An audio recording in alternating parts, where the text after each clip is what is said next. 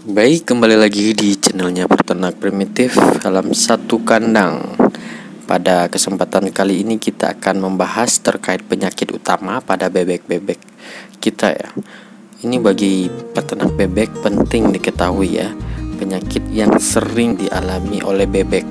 Ketika kita sudah mengetahui jenis penyakit yang sering dialami bebek, jelas juga kita akan mencari bagaimana cara penanganannya. Oke teman-teman, jangan lupa support ini dulu dengan menekan tombol subscribe.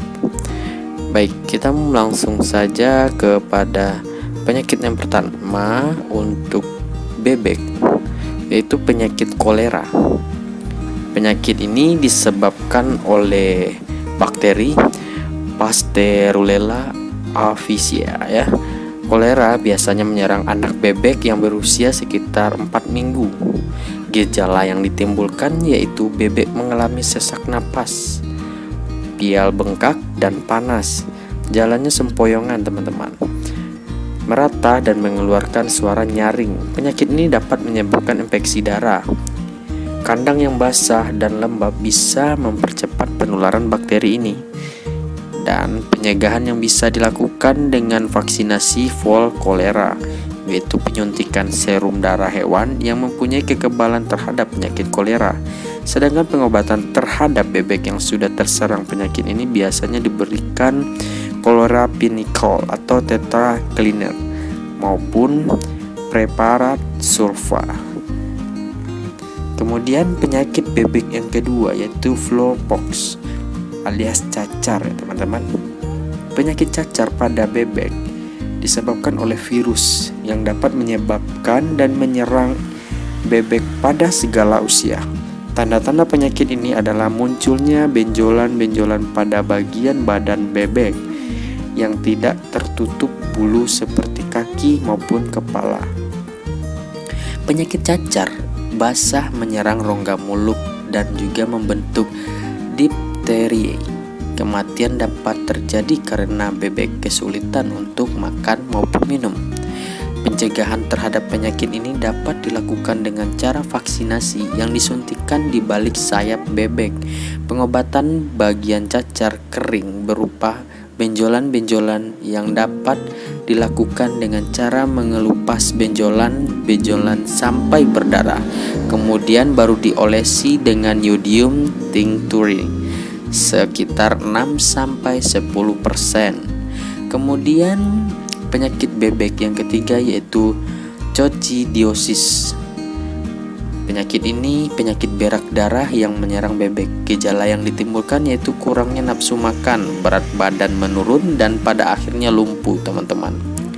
Penularan melalui kotoran relatif lebih cepat menyerang bebek yang berusia anakan ya. Pencegahan yang bisa dilakukan dengan memberikan obat-obatan seperti coccidistas, melakukan dan juga bisa dilakukan dan dicampur dengan pakan maupun minum bebek tersebut.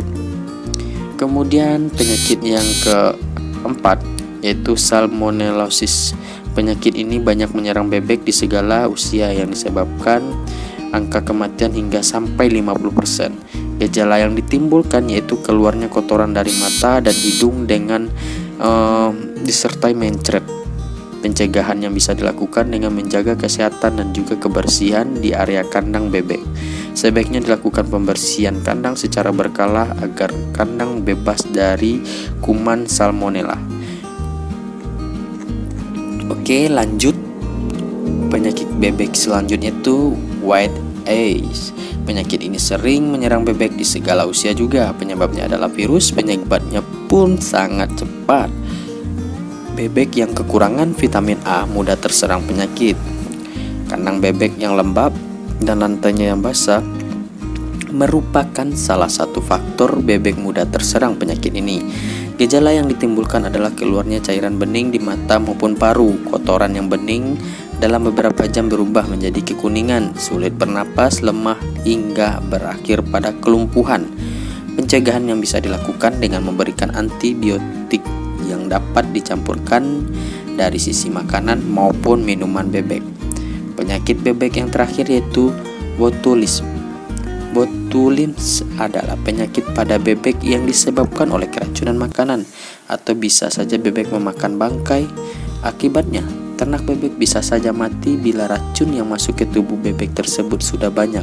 Ciri-ciri bebek menderita penyakit botulism adalah bebek terlihat lemah, lesu, serta bulu mulai rontok. Selain itu, leher bebek akan lumpuh sehingga kepala bebek tidak lagi tegak dan terlihat seperti leher bebek tidak bertulang. Oke, cara penyembuhan yang bisa kita lakukan yaitu memberikan obat-obatan pencahar agar dapat mengeluarkan racun dari tubuh bebek melalui kotorannya, atau bisa juga menggunakan obat-obat tradisional yaitu dengan memberikan 1 sendok minyak kelapa kemudian diberi air bersih sebanyak-banyaknya. Dengan pemberian minyak kelapa akan membuat bebek haus sehingga bebek tersebut ingin minum sebanyak-banyaknya. Banyaknya air membuat racun yang ada di dalam darah menjadi encer sehingga kerjanya berkurang sehingga bebek dapat tetap bertahan hidup. Oke teman-teman, itulah beberapa jenis penyakit yang umumnya terjadi pada ternak bebek ya. Untuk itu penting untuk diketahui dan penting juga dalam nanti bagaimana kita dalam mengantisipasi ketika terjadi penyakit ini terhadap ternak bebek kita. Sekali lagi semoga bermanfaat. Salam satu kandang.